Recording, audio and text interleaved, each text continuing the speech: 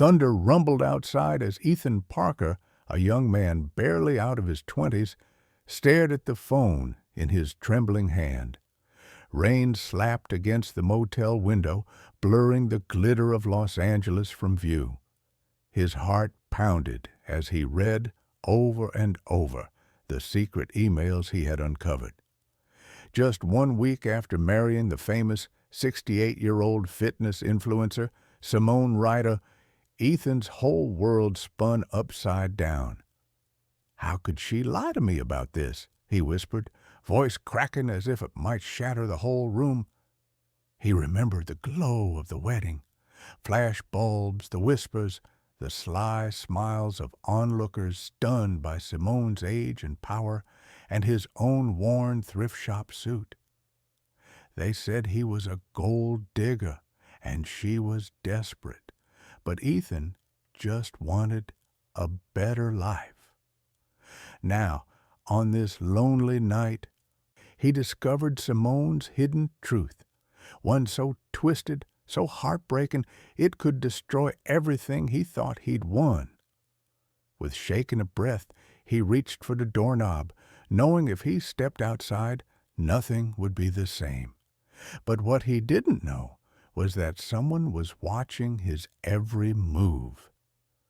Just 3 months before the wedding, Ethan could barely scrape together enough for rent.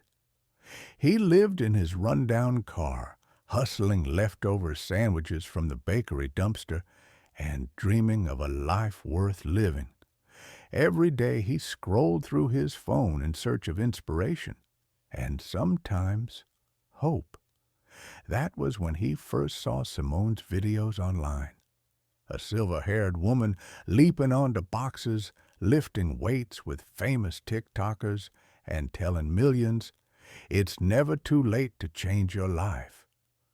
Simone's feed was full of perfect smiles, glittering dumbbells, and stories of transformation.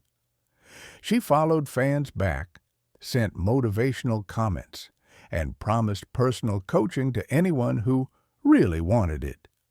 When Ethan sent her a desperate message, half joking, half begging for a fresh start, he never expected a response.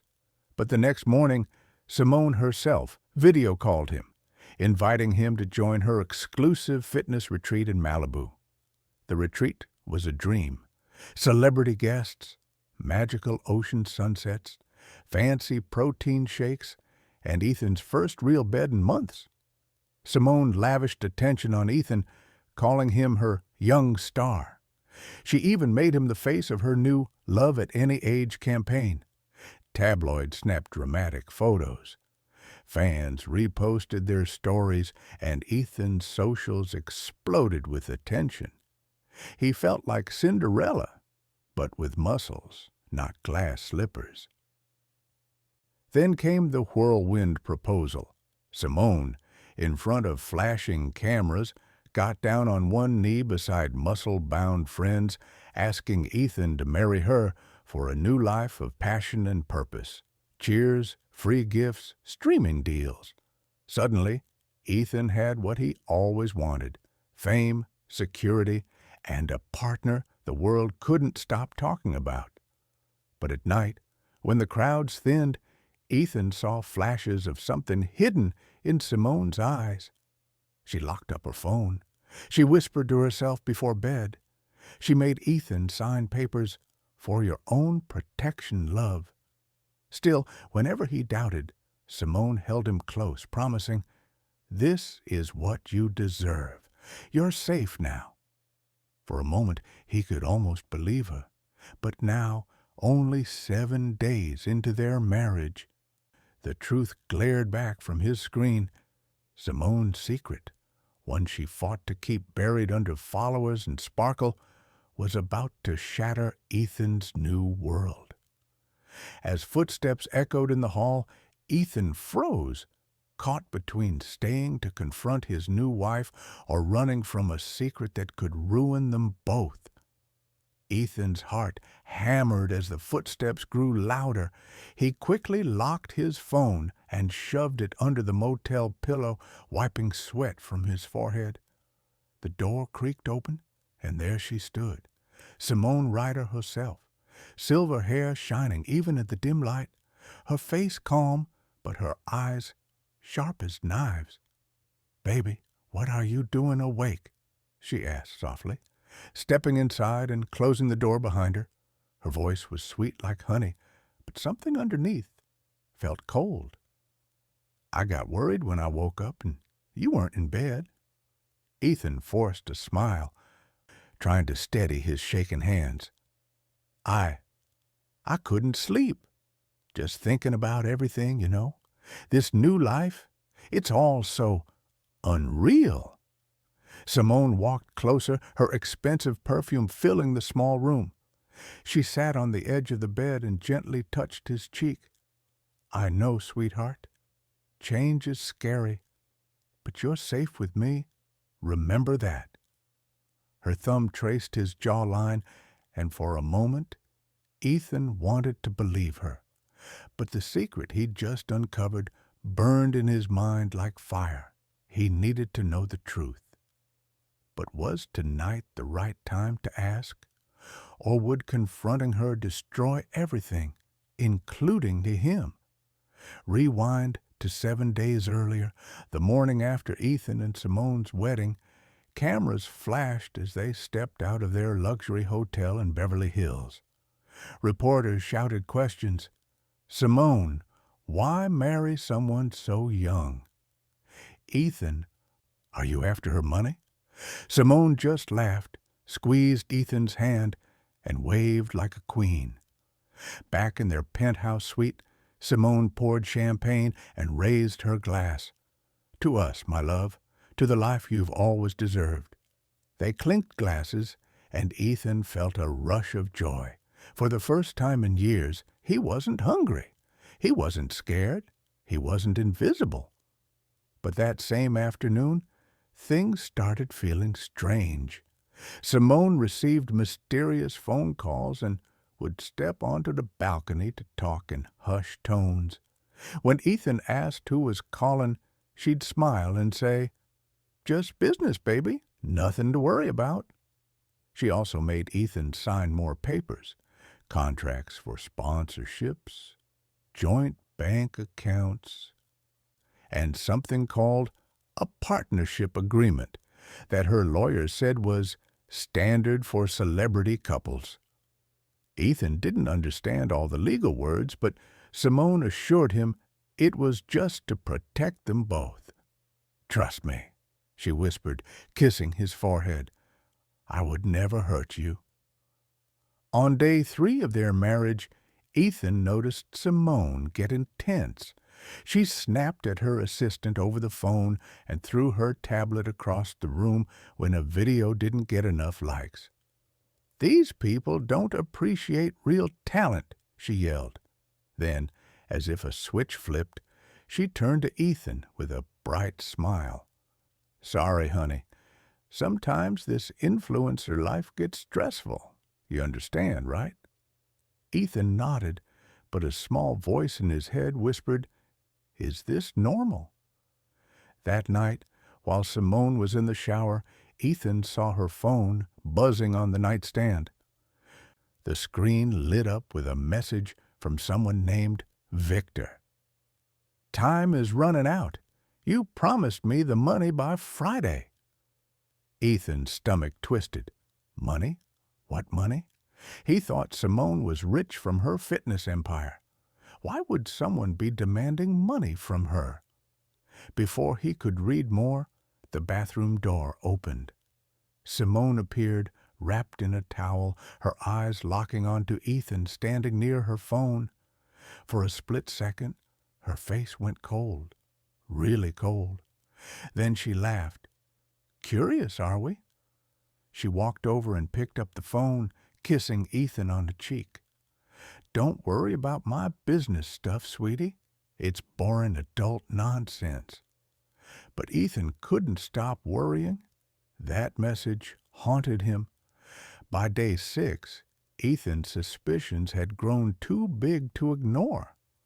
While Simone was filming a workout video downstairs in their home gym, Ethan snuck into her private office, a place she told him was off limits for now. His hands trembled as he opened her laptop. It wasn't password protected. Maybe she trusted him, or maybe she didn't think he'd dare to look.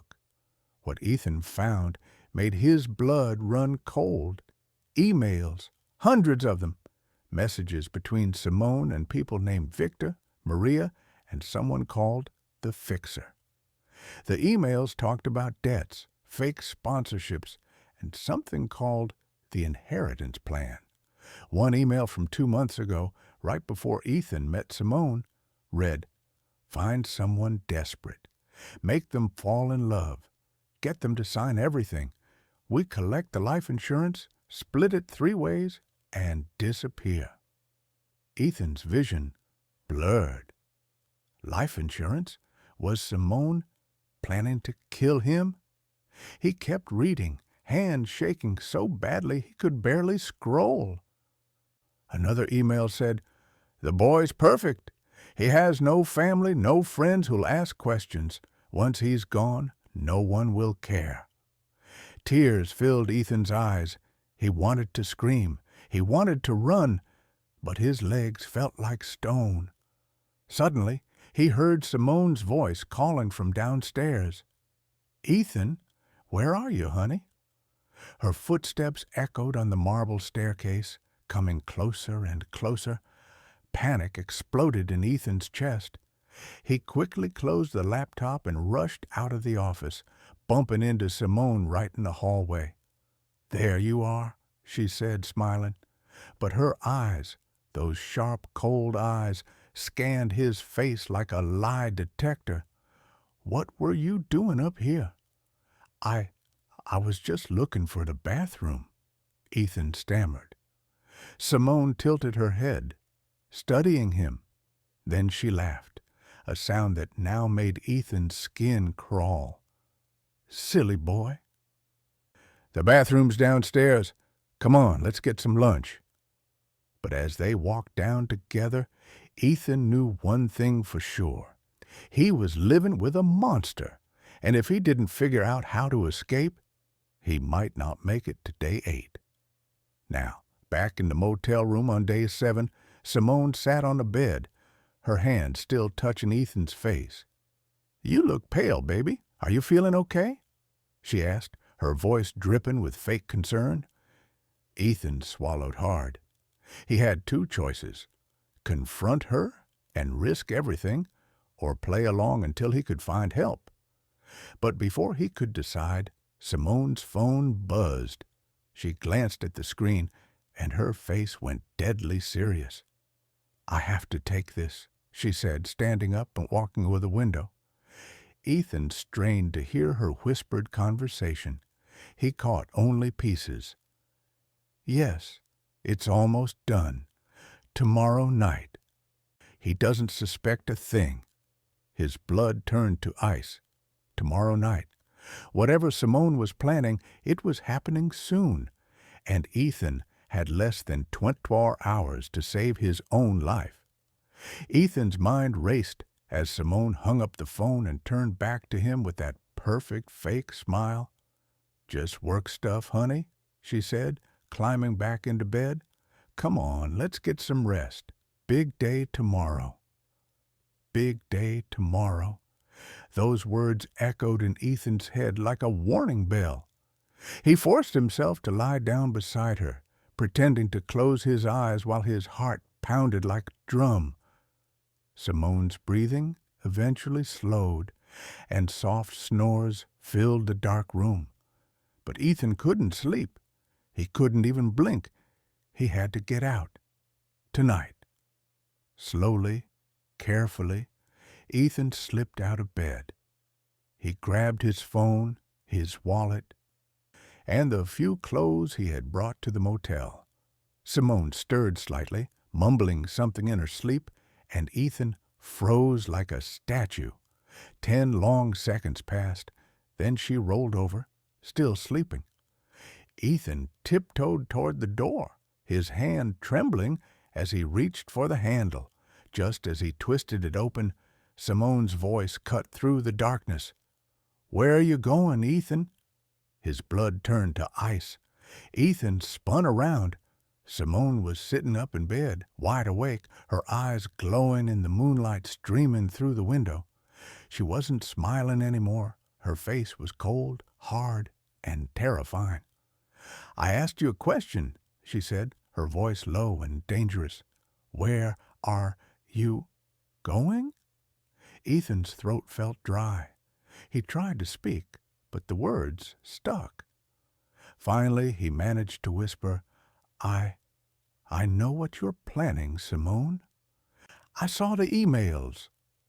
For a moment, silence hung in the air like a heavy blanket. Then Simone laughed, a sharp, cruel laugh that made Ethan's skin crawl. "Oh, you poor, stupid boy," she said, climbing out of bed and walking toward him. "You actually thought you could just leave after everything I've done for you?" "You were going to kill me," Ethan shouted, his voice cracking. "For insurance money. You never loved me. I was just part of your sick plan." Simone's eyes flashed with anger, and for a second Ethan thought she might attack him. But then her expression softened, and she sighed. "Ethan, you don't understand. It's not that simple." "Not that simple?" Ethan's hand shook with rage and fear. "You're a monster." "No," Simone said quietly, stepping closer. "I'm a survivor." The truth begins to unravel. Simone sat back down on the edge of the bed, suddenly looking older and more tired than Ethan had ever seen her.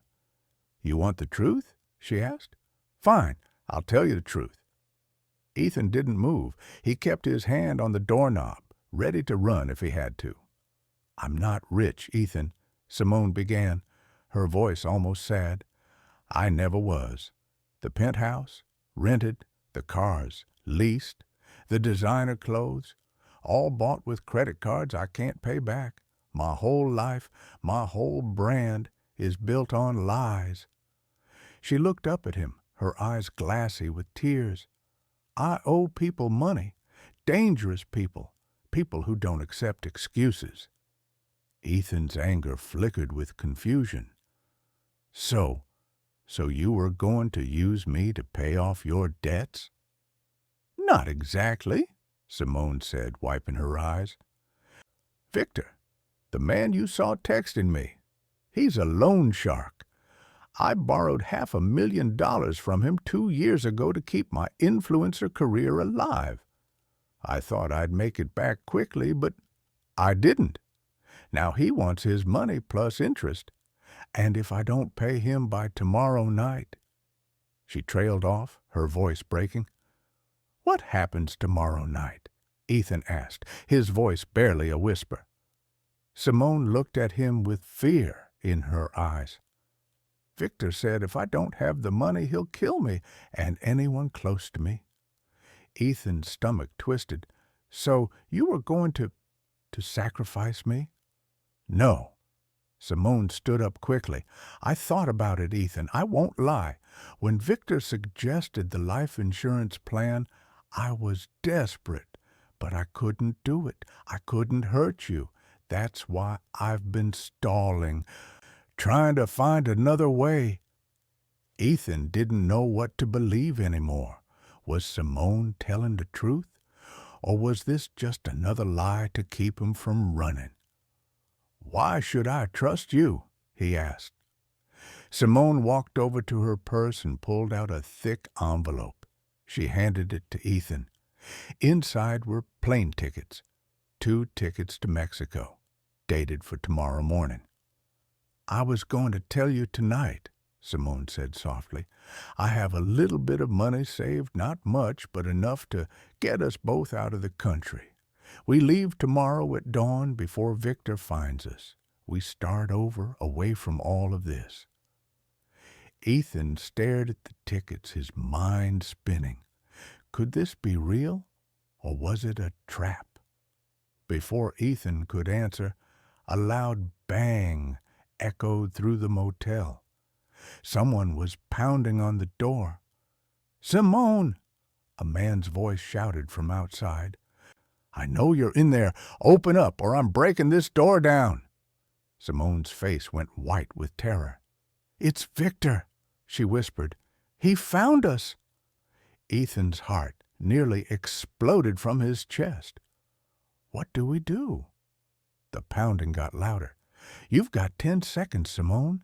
10, 9, 8. Simone grabbed Ethan's arm, her grip tight and desperate. "There's a back window in the bathroom. We can climb out and run, but we have to go now." Ethan looked at the door, then at Simone, then at the bathroom. His whole life had become a nightmare, and he had no idea who to trust. But one thing was clear: if Victor broke through that door, they were both dead. 7, 6, 5. "Come on," Simone hissed, pulling Ethan toward the bathroom. They rushed inside and locked the door behind them. Simone shoved open the small window above the toilet, and cold night air rushed in. She climbed onto the toilet seat and squeezed through the window first, dropping into the alley below with a thud. "Hurry," she whispered up at Ethan. Ethan heard the motel room door crash open. Heavy footsteps stormed inside. "Where are you, Simone?" Ethan's hand shook as he pulled himself up to the window. He barely fit, his shoulders scraping against the frame as he squeezed through. Just as his legs cleared the window, the bathroom door exploded inward with a deafening crack. A massive man with a scar across his face, Victor, stood in the doorway, his eyes burning with rage. "You're not going anywhere," Victor roared, lunging forward. But Ethan was already falling. He hit the ground hard, pain shooting through his ankle. Simone grabbed his arm and yanked him to his feet.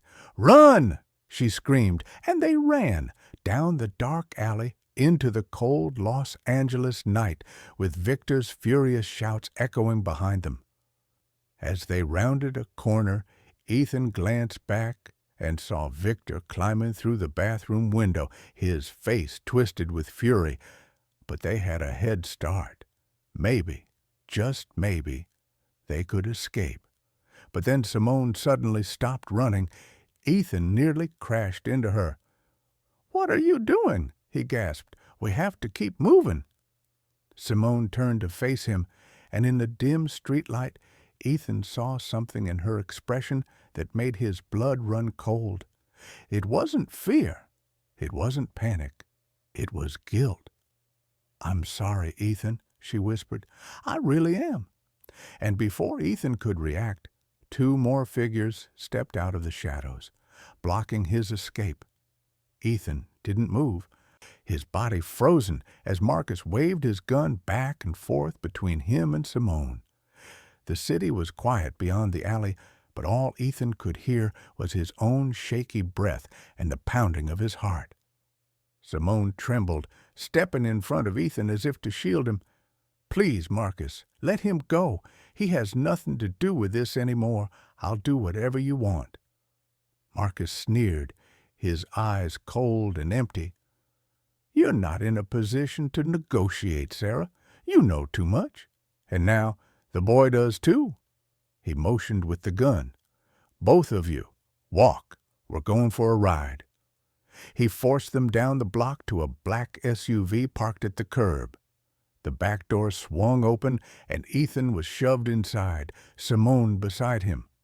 Marcus slid in after, locking the doors with a click. The engine rumbled to life, and the city lights blurred as they sped away. For miles, no one spoke.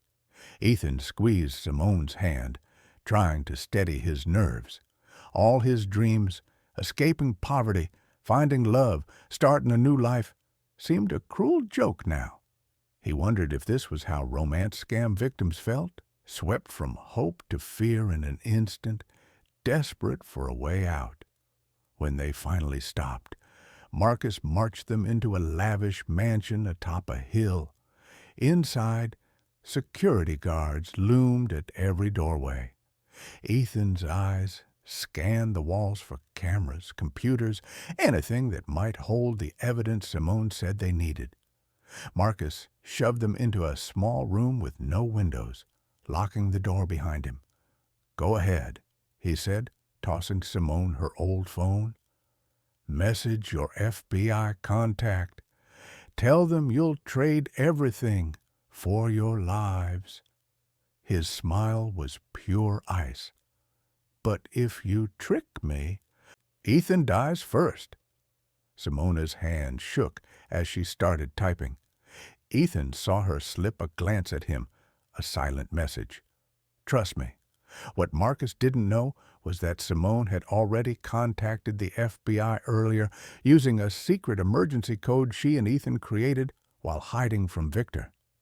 By the time Marcus forced them into his SUV, agents had already set a trap, tracking their location using software hidden in Simone's old phone.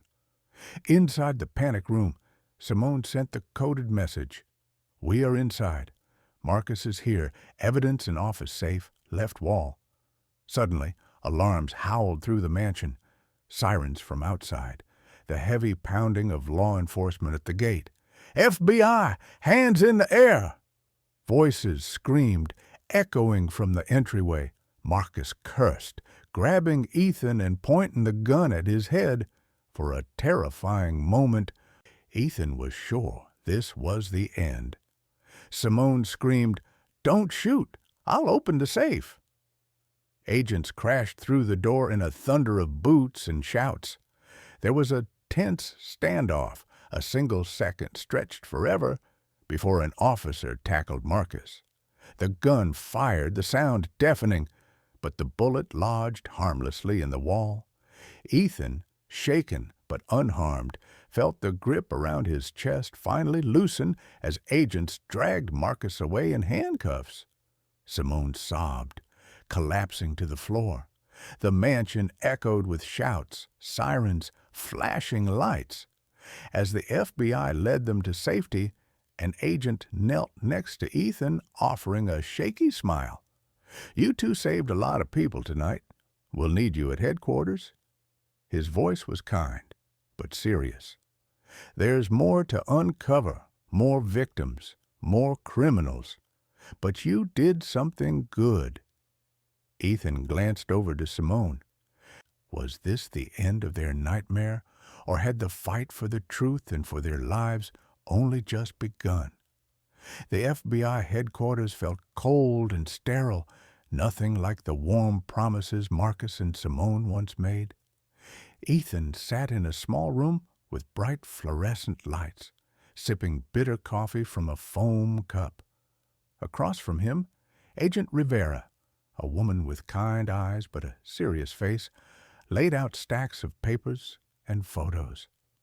"You and Sarah, or Simone as you knew her, have helped us take down one of the largest romance fraud and money laundering operations in California," Agent Rivera explained. "Marcus ran a network that scammed over 300 victims out of nearly $40 million. Some lost their homes, others lost their life savings." Ethan felt sick.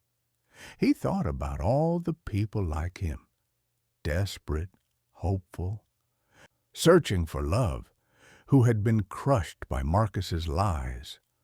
"What happens to Simone now?" Ethan asked quietly. Agent Rivera sighed.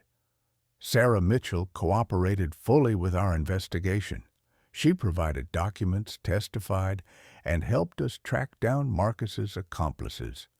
Because of that, the prosecutor is offering her a reduced sentence, likely probation and community service, plus mandatory counseling.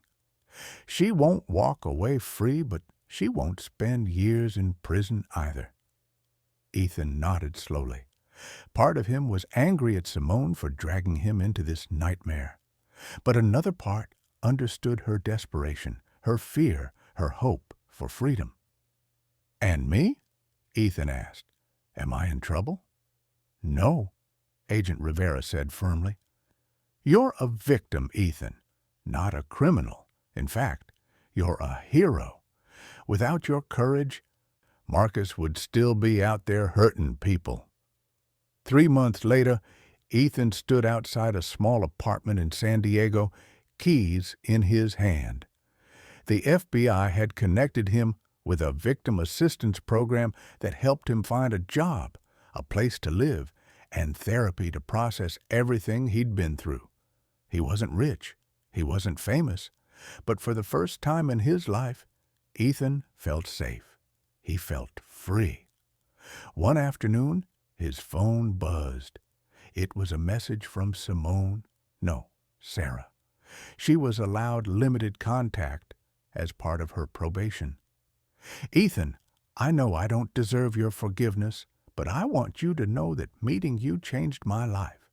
You showed me what real courage looks like. I'm in therapy now, working to become a better person. I hope one day you can find peace. Sarah." Ethan stared at the message for a long time. He thought about responding, but he wasn't ready yet. Maybe someday, but not today. A week later, Ethan received a strange phone call from Agent Rivera. "Ethan, can you come down to the office? There's something you need to see." When Ethan arrived, Agent Rivera led him to a conference room where another woman sat waiting. A woman in her 30s, with kind eyes and a nervous smile. "Ethan," Agent Rivera said gently, "this is Emily Mitchell, Sarah's younger sister." Ethan's heart skipped a beat. Sarah had always said she was protecting her sister. He assumed it was just another lie, but here she was, real, alive, and free. Emily's eyes filled with tears as she looked at Ethan. I wanted to thank you," she said, her voice shaking. "For years, Marcus held me captive. He told Sarah that if she didn't do what he said, he'd kill me. I was trapped in a house with guards. No phone, no way out. But when you and Sarah took him down, the FBI found me. You saved my life." Ethan felt a lump in his throat. Everything Sarah had done, every lie, every scam, every terrible choice, had been to protect her sister. It didn't excuse her actions, but it explained them. "I'm glad you're safe," Ethan said softly. Emily reached across the table and squeezed his hand. "Sarah told me you're the bravest person she ever met. And after hearing your story, I believe her." Over the next few months, Ethan began volunteering at a nonprofit that helped victims of romance scams. He shared his story at community centers, churches, and online forums, warning others about the red flags and encouraging people to report suspicious relationships early. He also reconnected with Emily, who was rebuilding her own life after years of captivity. They became friends, real friends, built on honesty and trust instead of lies and manipulation. One evening, as Ethan walked along the beach watching the sunset, he thought about how far he'd come, from sleeping in his car and digging through dumpsters to standing up against a criminal empire and helping others avoid the same traps he'd fallen into. His phone buzzed again. Another message from Sarah. "I heard you're speaking at the victim support group next week. I'm so proud of you, Ethan. You turned your pain into purpose. That's what real heroes do." This time, Ethan smiled and typed back, "Thank you, Sarah. I hope you find your purpose too." But just as Ethan was about to put his phone away, a new notification popped up. An email from an unknown sender. The subject line read, "You think it's over? Think again. Ethan's stomach dropped. He opened the email, his hands trembling. Marcus was just one piece of the puzzle. There are others, and they know who you are. Watch your back, hero. V. Ethan's blood ran cold. Victor. He was still out there, and he wasn't finished with Ethan yet. The fight wasn't over. It was just beginning.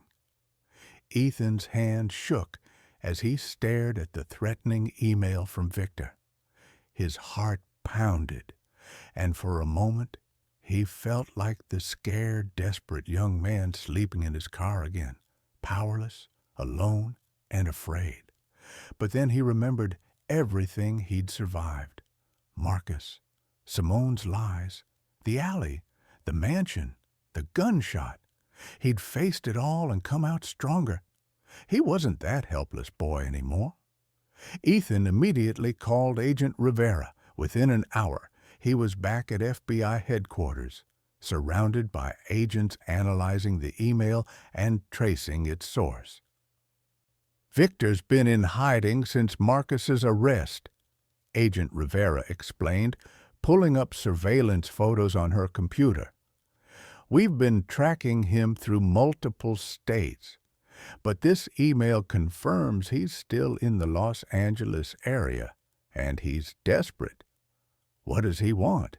Ethan asked. Revenge, Agent Rivera said grimly. You and Sarah took down his operation. He lost millions of dollars and his reputation in the criminal world. Men like Victor don't forgive that. Ethan swallowed hard. So, what do we do? Agent Rivera leaned forward, her expression serious but determined. We use you as bait. The plan was simple but terrifying. Ethan would respond to Victor's email, agreeing to meet him alone at an abandoned warehouse near the docks. Victor would think he was walking into an easy revenge kill. Instead, he'd be walking into an FBI ambush. Are you sure you want to do this? Agent Rivera asked as they fitted Ethan with a hidden microphone and tracking device. Victor is dangerous. If something goes wrong, I have to, Ethan interrupted. Not just for me, for all the people he's hurt, for Sarah's sister, for everyone still trapped in his world. Agent Rivera nodded with respect. You're braver than most trained agents I know. That night, as the sun set over Los Angeles, Ethan walked into the dark warehouse alone.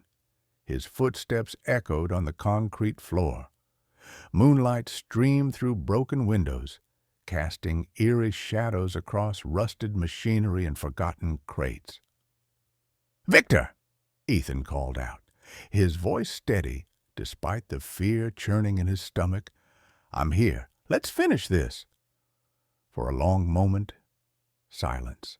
Then, footsteps. Victor emerged from the shadows. His scarred face twisted into a cruel smile. In his hand, he held a gun. You've got guts, kid, Victor said, circling Ethan like a predator. I'll give you that. Most people would have run, but you walked right into my trap. Maybe, Ethan said calmly, or maybe you walked into mine. Victor's smile faltered. What are you talking about? Suddenly, floodlights exploded to life, illuminating the entire warehouse. FBI agents burst through every door and window, weapons drawn, shouting commands. FBI, drop your weapon, hands in the air. Victor spun around, realizing too late that he'd been set up. For a split second, his eyes locked with Ethan's, filled with rage and disbelief. You little... Victor started to raise his gun, but before he could finish, Agent Rivera fired a single shot, hitting Victor's shoulder. He dropped the gun with a scream, collapsing to the ground as agents swarmed him, pinning him down and snapping handcuffs onto his wrists. Ethan's legs nearly gave out from relief. It was over, really, truly over. Agent Rivera walked over and placed a hand on Ethan's shoulder. "You did it," she said with a proud smile. "Victor's going away for a very long time." Ethan stood on the stage of a community center in downtown Los Angeles, looking out at an audience of over 200 people, victims of romance scams, fraud survivors, and concerned families. His hands no longer shook. His voice was clear and strong. "My name is Ethan Parker," he began, "and I'm a survivor." He told his story, all of it. The desperation, the lies, the betrayal, the fear, and finally, the courage to fight back. When he finished, the room erupted in applause. After the event, dozens of people approached Ethan, thanking him for his bravery and sharing their own stories. Some had lost thousands of dollars. Others had lost homes, relationships, and years of their lives. But all of them found hope in Ethan's message. You can survive. You can rebuild. You are not alone. As Ethan walked out of the community center that evening, he saw a familiar figure waiting by his car. Sarah, no longer the glamorous fitness influencer, but a quieter, humbler woman in simple clothes, her silver hair pulled back in a ponytail. "I hope it's okay that I came," Sarah said nervously. "I heard you were speaking tonight. I wanted to see how you're doing." Ethan studied her for a moment. The anger he once felt had faded, replaced by something softer, understanding, maybe even forgiveness. "I'm doing good," Ethan said. "Really good, actually." Sarah smiled, tears glistening in her eyes. "I'm glad. You deserve all the happiness in the world, Ethan. I'm so sorry for what I put you through." "I know," Ethan said gently. "And I forgive you, Sarah, not because what you did was okay, but because holding on to anger was only hurting me." Sarah wiped her eyes. "Thank you. That means more than you know." She handed him a piece of paper. "This is the number for a counseling center where I've been working. We help people who've been forced into scamming, people like me who were threatened or manipulated. If you ever want to speak there to share your story, we'd be honored." Ethan took the paper, nodding. "I'll think about it." Sarah turned to leave, then paused. "Ethan, you saved my life. In every way a person can be saved. I'll spend the rest of my life trying to pay that forward." And with that, she walked away into the night. 1 year after the nightmare began, Ethan sat in his small but cozy apartment in San Diego, video calling with Emily, Sarah's sister, who had become one of his closest friends. They were planning a trip to visit colleges together. Emily wanted to study social work to help other victims of crime. "You know," Emily said, smiling through the screen, "you and Sarah saved each other. She gave you a way out of poverty, even if it was messy, and you gave her a reason to be brave." Ethan thought about that. "Maybe," he said. "Or maybe we both just learned that even in the darkest moments, there's always a choice. We can give up, or we can fight." "And you chose to fight," Emily said proudly. Ethan smiled. "We all did." As the call ended, Ethan looked around his apartment, at the job offer letter on his desk from a non-profit organization, at the photos on his wall from the victim advocacy events he'd spoken at the life he'd built from nothing.